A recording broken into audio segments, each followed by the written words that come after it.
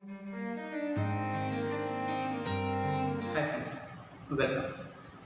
So in this today's lecture we'll be discussing about the chapter 1 of the class 11, that is the diversity in living organisms. Okay. So here diversity in the sense we'll be studying about the varieties. So variety in the world there are variety of living forms that are present.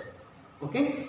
So then again a question arises, what is living? So in a simple term to say, living is nothing but anything that has life.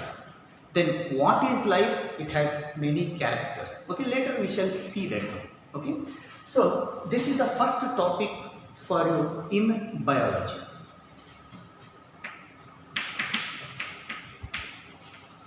So this biology terms is taken from two Greek words, that is bios means living and logos means study.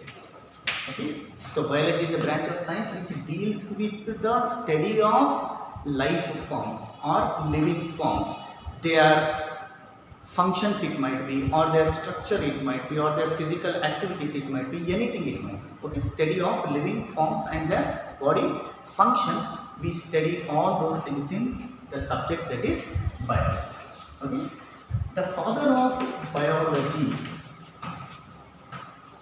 we call Aristotle. So Aristotle is referred as the father of biology. So in biology there are two major branches. One is botany and another one is zoology. So even Aristotle is considered as the father of zoology too. So zoo in the sense animals. So it is the branch of science which deals with the study of animals, and the branch of science which deals with the study of plants we call it as botany. And Theophrastus is referred as the father of botany. Okay, so this is just introduction for you about what is biology and the branches involved in biology. Just two major branches I have told. So as you go on studying, you will come across every topic is one of the branch of biology what you will study in class 11. So your topic is diversity in living world. Okay, so what is this diversity? So diversity in the simple sense I can say that it is the variety. If you know in the world, okay, you will be surprised to hear that. So we have discovered till now by the names, that is 1.7 million species, including all the living organisms comes under that one. Either it may be plants, animals, or even the microorganisms. So till now we have discovered that is 1.7 million species. Okay, and most of the scientists say that, so what we have discovered, that is 1.7 million species, is just 10 or 12% only. There are even more than 8 million species which you have not yet known till now. Okay, so again you will be surprised to hear that. So whatever the animal species or plant species they have discovered, remember species here in the sense, not I am discussing about the number. Okay, human beings all over the world is one species, what we call it as Homo sapiens. All the lions in the world comes under one species, that is Panthera leo. Like a tiger all over in the world comes under one species, that is Panthera tigris. In that there might be varieties, there might be numbers. Okay, so if I talk about human, there are plenty of races. Either it might be Australians, so Americans, West Indies people, we Indians. So we look different. So there is variety in the species. That is what you will be studying in this topic, that is diversity in the living world. Okay, so in this 1.7 million species, there are approximately said that more than 70% of the species are animal species only.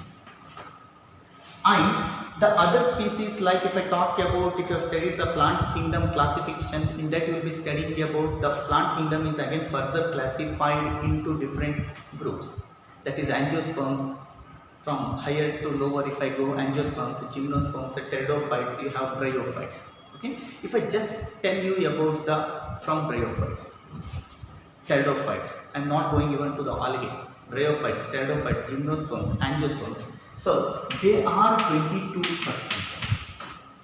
Okay, in this 1.7 million species I'm telling, means majority 3 or 4 times more than plant species, there are animal species that are present in the world.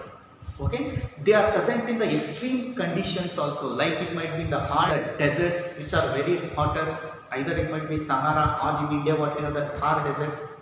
Okay, or either it might be to the coldest places like Antarctica and Himalayas. Okay, either it might be the hot springs, you will find the microorganisms present in that, where the water will be boiling more than 100 degrees centigrade, it will be such, even the extreme conditions you can find the living organisms are present. Okay, such a diverse living organisms they are. Okay. Few examples if I want to tell what the species and what is their variety in animals, if we discuss. Okay, so there are more than 20,000 species of only ants present in the world. 20,000 species of ants. If I talk about the other insects like beetles, so in the world there are more than 3 lakh species of beetles. I'm not talking about the number. Remember, I'm talking about a species. Okay, more than 3 lakh species of beetles are present. Okay, if I talk about the fishes, there are 28,000 species of fishes that is present in the world. If I talk about the orchids, the plants that usually most of the orchids grow on the trees.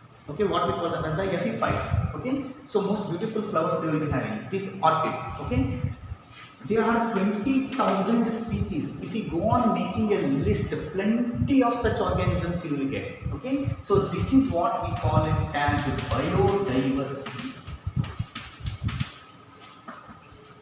So what is biodiversity? So diversity in the life forms, we call it as biodiversity, which we can find in a particular geographical area. Okay, this term was derived from biological diversity. So in biological diversity na ಕೂಡಿಸಿ ಏನು ಮಾಡಿದ್ದಾರೆ, biodiversity ಅಂತ ಒಂದು ಪದ ಮಾಡಿದ್ದಾರೆ. Okay, so everywhere there is biodiversity. Even we are the part of biodiversity. Okay, you take even a microorganism, plant or animal, single plant species or animal species comes under a part of biodiversity. Okay, just some more examples to say. In India only, talk about the rice. Okay, rice is single species all over the world, that is Oryza sativa. Right, this Oryza sativa in India only we have more than 50,000 varieties. Okay, 50,000 varieties. Wheat, a single species, triticum.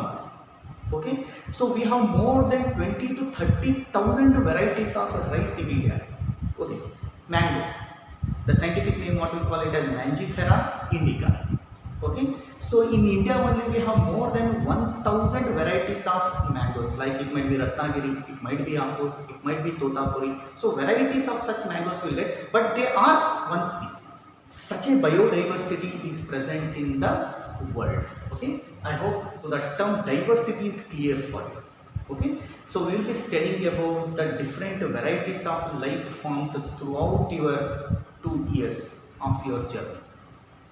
Okay, so now a question arises, then what is living? Then when we say it is living, when it fulfills some characters. Okay, so those characters let us discuss now. Now let us discuss about the characteristics of living organisms. So these characters are almost present in the living organism. If these characters are absent, okay, then we consider them as the non-living things. Okay, the characters of living organisms are, so the first character is growth. The second character what we will be discussing, it is reproduction. So the third character what we will be discussing, it is metabolism. So fourth character what we will be discussing is consciousness, and fifth character what we will be discussing is cellular organization. Okay? These are the 5 major characters which a living organisms will have. In this topic again we will be discussing whether all these characters are followed by the living organisms or not. Okay, let us see that. So first character what we will be discussing is then what is growth? According to the definitions it says that, okay, so growth is a irreversible increase in mass. Irreversible increase in mass, and it is permanent. What is growth? It is a permanent, irreversible increase in mass. Either it might be length or either it might be girth. Okay. Usually we discuss about the length of the organism. It grows this way. Is that what is growth? So how you discuss these in the microbes? Okay, microorganisms. Do they increase in length? Okay, so even growth can be defined in 2 ways. That is, increase in mass, we can call it as growth, and even increase in number is also considered as growth. Okay. First let us see about the first one, that is increase in mass. Okay. So increase in mass is nothing but either it might be increase in length, it might be, or either it might be increase in girth. Anything it might be. Okay, that is increase in mass. Do all living organisms exhibit increase in mass? Yes. Most of the organisms will grow in mass. Okay. If I talk about plants, so plants keep on increasing throughout their lifespan. They don't have a particular constant height, okay, or length. They keep on increasing in length or what we can say mass. Okay. If I talk about animals, for a particular age the animals will grow. Okay. After that their growth stops. Okay. And here also you can see that there is increase in mass. If I talk about human beings, till 18 years usually the human being's height will grow. After that the height will not grow. That is increase in mass we are discussing. Okay. So can you see this is the characteristics of a living organism? Can you see it is the defining character of the living organism? If I take some examples, if I take about the mountains, okay, if I take about the sand dunes, okay, don't you think they are increasing in their mass? If you talk about the deserts, okay, if there is one rock present, what happens? Because of wind, what happens? There is plenty of sand keeps on depositing. Then what happens? That sand dune keeps on increasing. Doesn't it increase in mass? Then now can you tell? So yes, growth is the character of a living organism only. No, even non-living organisms are growing. They are also accumulating the mass externally. Okay, so hence growth cannot be defined as the characteristic of living organism only. Okay, so growth is not a defining property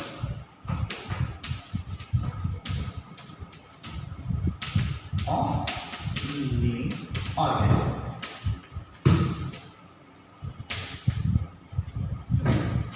So increase in number. So how do these lower organisms increase? How we say that they are growing? So nothing but we are discussing in the number. So the lower organisms grow by multiplication.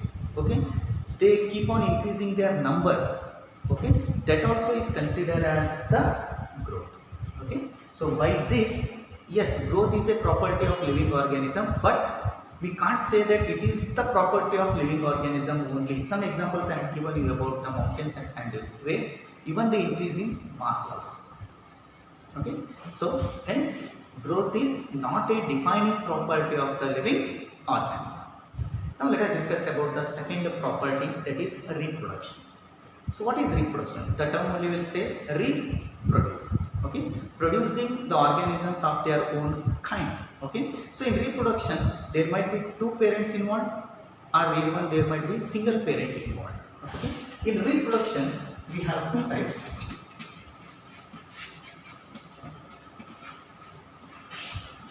That is asexual reproduction and another one is sexual reproduction. Okay. Simple term we can define. So, asexual reproduction is a type of reproduction in which a single parent can produce the young ones of their own kind. Okay. In sexual reproduction, two individuals are involved usually. That is, two parents are involved to produce the young ones of their own kind. Okay.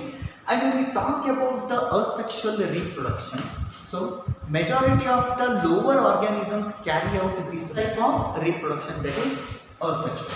So if I talk about the bacteria, so usually the bacteria carry out the asexual type of reproduction by cell division, what we call it as binary fission. Okay. So not only bacteria, even if we talk about the protistans, that is Euglena, okay, or if you talk about Paramecium, okay, so these organisms reproduce by binary fission, where a single cell divides to produce two offsprings. Okay, so this is the not only type. So we have many different types of asexual reproduction. One is binary fission. Again, we have another type, what we call it as a fragmentation. So fragmentation, where if a body divides, okay, those two divided parts will not die, but instead they will grow into new organisms. Okay, so fragmentation we can see one of the platyhelminthes, that is Planaria. So Planaria really fragmentation node board. Okay, so even they produce spores. Okay, asexual spores and periphery. There are many fungi and algae which produces asexual spores. Okay, these spores will give rise to new young ones. Okay, okay, and even we have budding. So example to say, one example let us discuss that is about the hydra. Okay, if you look at the hydra, okay, so in hydra is the parent body will develop a small young one, what we call it as the bud. So when this bud detaches, so it will grow into a new young one. So even in the east you can see this type of reproduction. So like this, there are plenty different types of asexual methods where the organisms can reproduce. And there is sexual reproduction too, where two parents are involved to produce the new offsprings of their own kind. Okay, but the difference is that, so when you look at the asexual reproduction produces clones. Means the young ones what are produced, they are morphologically and genetically similar to their parents. So there is no changes at all. How the parent will be, similar will be the offsprings, exact Xerox copies they will be. So hence we call them as the clone. But if you talk about the asexual reproduction, the young ones are because of the fusion of male gamete and female gamete. Okay, hence there will be plenty of variation when compared to the parents. So you can talk about the higher plants and animals. So even human beings reproduce by asexual method. Then a question arises: can we say reproduction is the defining property of the living organism? So that reproduction is seen only in living organisms. Can you say that? One example I will give. So if I talk about the humans, in humans there are steriles. Okay, sterile humans, if I say, means banjetana idol. Okay, can they reproduce? No, sterile humans can't reproduce. Then can we say that reproduction is seen only in living organisms?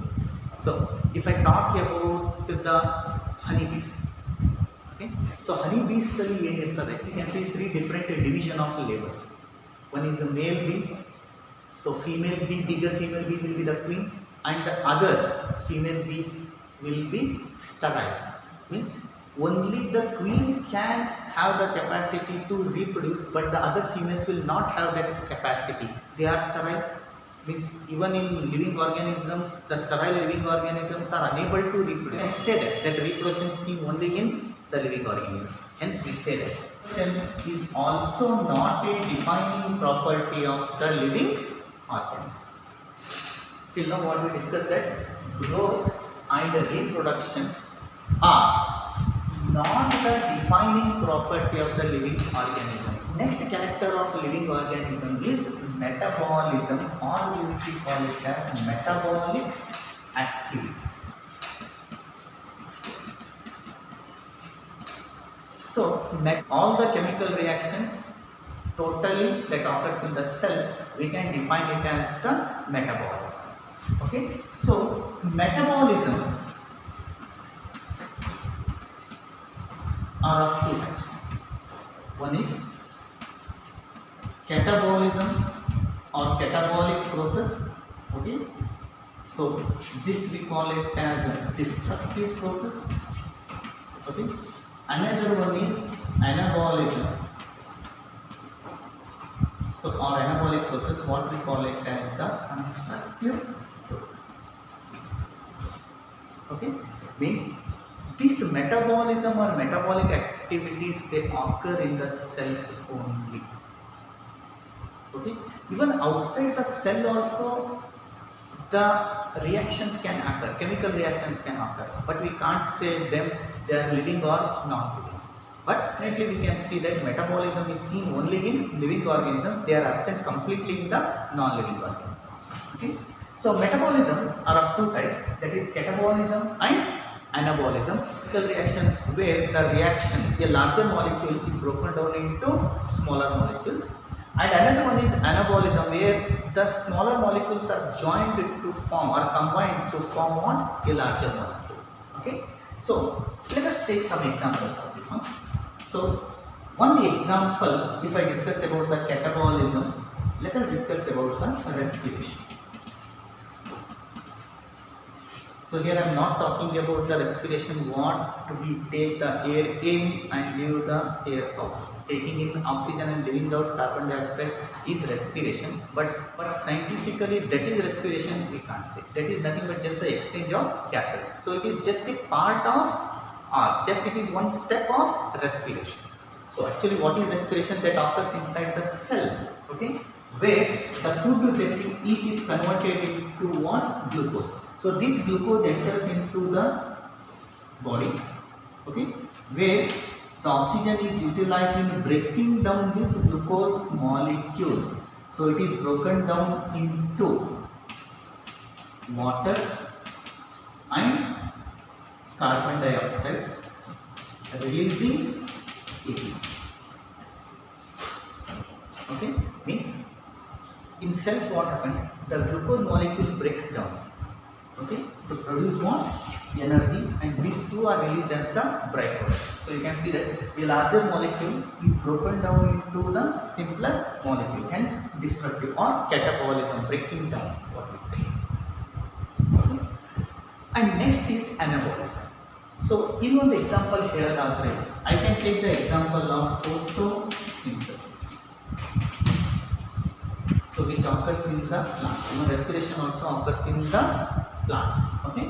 In photosynthesis, what happens? What is photosynthesis? Where the food is prepared by the plant using the raw materials. Which are those? It is water and carbon dioxide are utilized by the plant chlorophyll in the presence of sunlight, and what it produces? It produces the glucose molecule releasing oxygen. Two simpler molecules are utilized to form what? A larger molecule. Isn't it a building up of process? Okay, hence we call it as the constructive process or anabolism. Even the chemical reactions can be carried out in the laboratory in the test tube.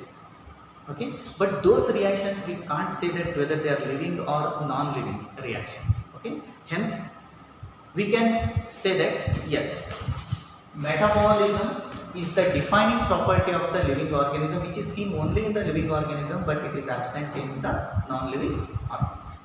The next characteristic of living organism, what we will be discussing, will be the consciousness. So what is consciousness?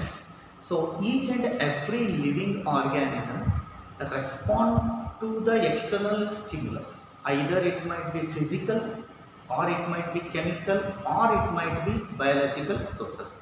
Each and every living organism will respond either for temperature, or for cold, or for rains. Okay, so normally if we grow a plant inside the house, usually the plant will grow towards the light. Okay, isn't the plant responding to the sunlight? Means it moves towards the sunlight. So if we talk about the various animals, okay, if we talk about the human beings, usually we are awake and active during the daytime, and usually during the night time we are inactive, in the sense we sleep. Okay, means we are also responding to the photoperiods day and light. So there are many animals which are active during the night time, and during the daytime they will be inactive. Okay, and even we respond for the various climates also. You might have heard of hibernation and estivation. Okay, so hibernation we call it as the winter sleep. So hibernation we call it as the summer sleep. So during the summer season you don't see the frogs, because the frogs require what? The wet skin for the respiration. During the summer season what happens? Most of the water is evaporated from their body. Hence what they do?